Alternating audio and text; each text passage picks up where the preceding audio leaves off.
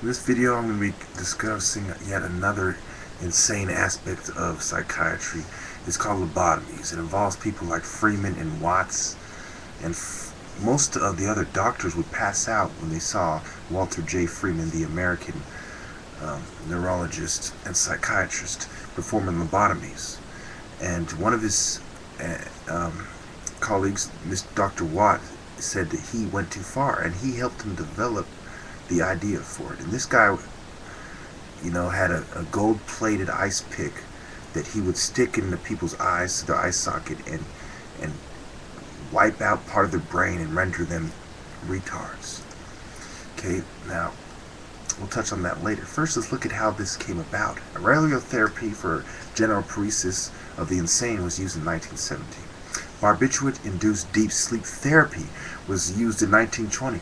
Insulin shock therapy in 1933. Cardiazole shock therapy in 1934. And electroconvulsive therapy in 1938. And you see, electroshock therapy is still used in some places right now.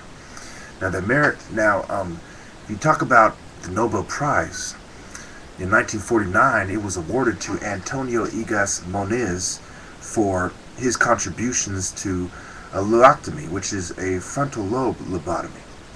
So this is important because later on there will be calls. There was calls for them to revoke this award. So when you talk about people like Gottlieb Burkhardt in the late 1880s, he operated on 6 patients. One of them died right away, and this guy, he cut out a piece of the cerebral cortex. That was his answer to mental disorders.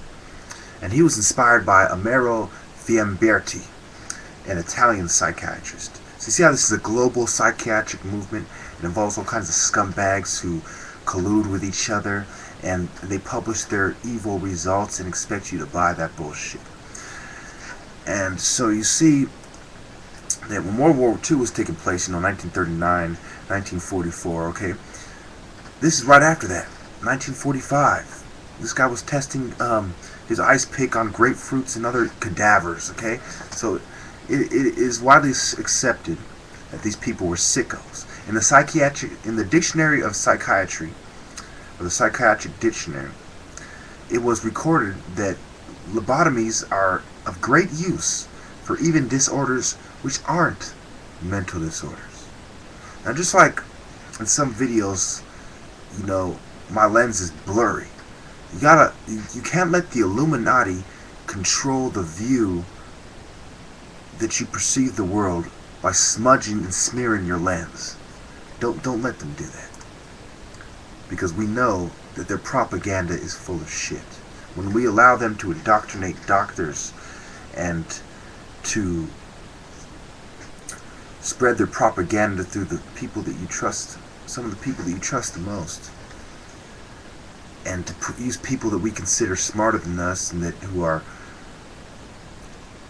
above reproach, but nobody is above reproach.